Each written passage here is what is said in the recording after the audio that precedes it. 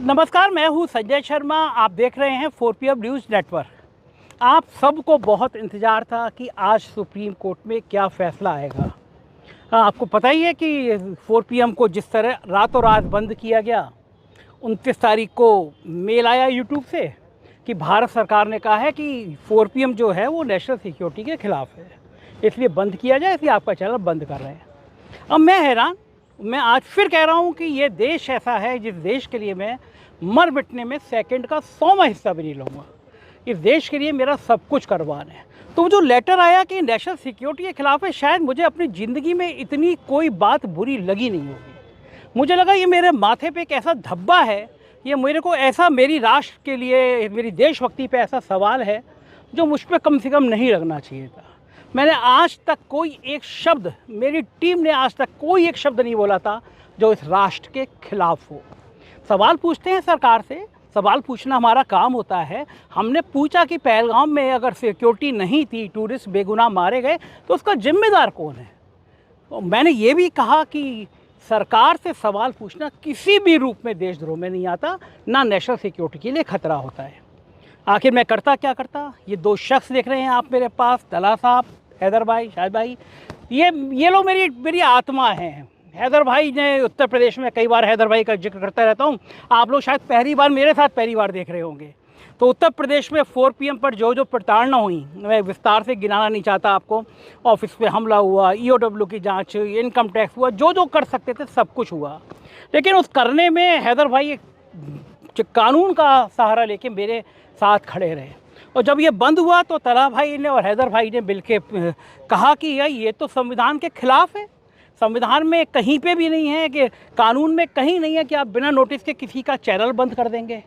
लिहाजा जवाब तैयार किया हम लोगों ने और कहा सूचना प्रसारण मंत्रालय से, और पूछा भारत सरकार से, और पूछा यूट्यूब से कि आपने क्यों बंद किया, कारण तो बताइए।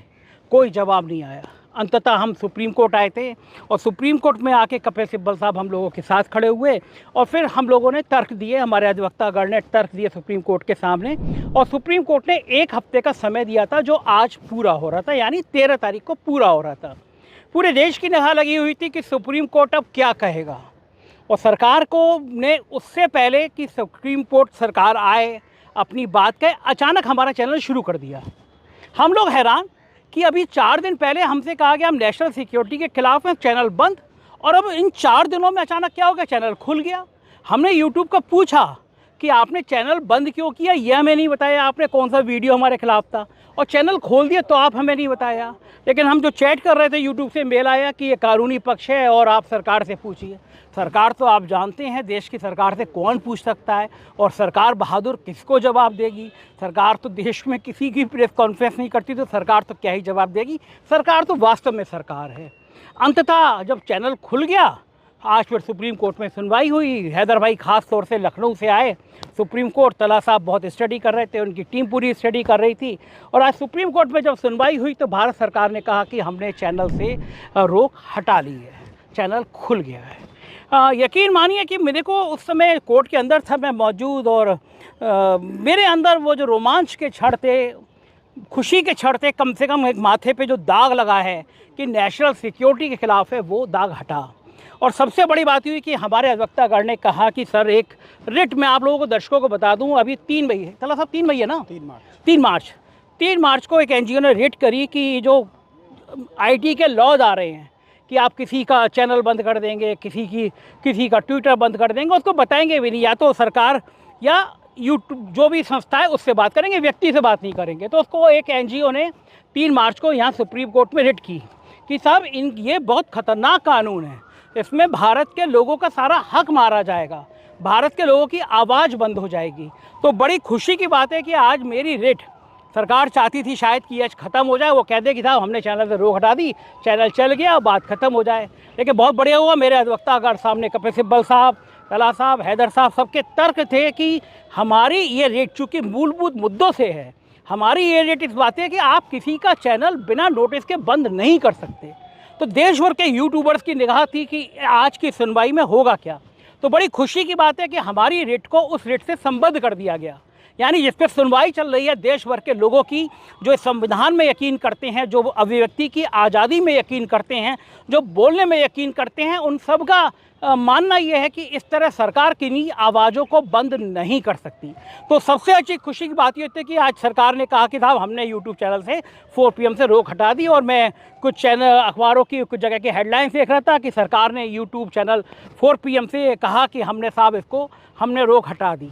तो केवल आप सोचिए 7 दिन पहले ये चैनल नेशनल सिक्योरिटी के ख़िलाफ़ था और 4-7 दिन में मैं फिर से दोबारा से आपके बीच में हाजिर हूँ।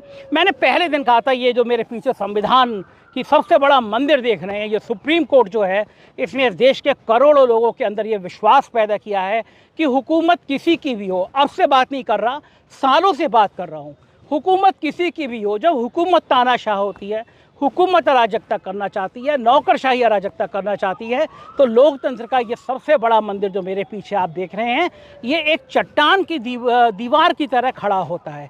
इस देश की लोकतंत्र की जड़ों को ये सुप्रीम कोर्ट मजबूत करता है। और मैं आज तहे दिल से सुप्रीम कोर्ट को बार बार नमन करूँगा, भारत के संविधान को जिंदाबाद करूँगा और ये कहूँगा कि सरकार ने ये पूरे देश को मैसेज दे दिया कि सरकार को सबसे ज़्यादा दर्द सिर्फ 4 PM से है।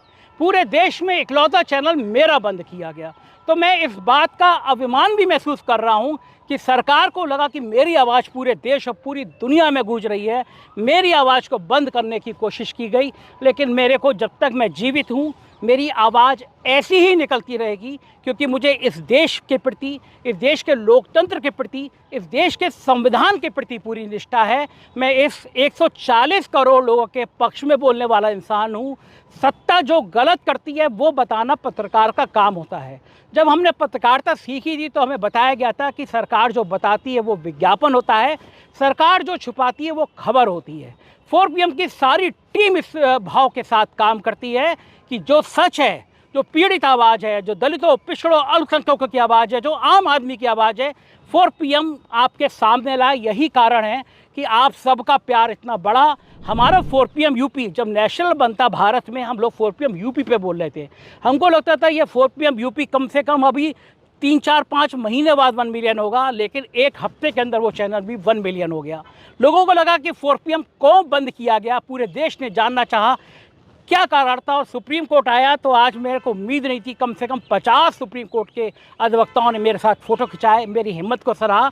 ये चीज़ मुझ में और हौसला बढ़ती है और असली हौसला आप लोग हैं। आप लोग जिस प्यार के साथ, जिस ताकत के साथ आपके मेल, आपके मैसेज, आपके फ़ोन आए, उसने मेरे अंदर नया विश्वास पैदा कर दिया। और मैं वादा कर रहा हूँ जिन तेवरों के साथ 4 PM पहले था उन्हीं तेवरों के साथ रहेगा, लोकतंत्र के साथ रहेगा, देश के साथ रहेगा, भारत के संविधान के साथ रहेगा। जय हिंद।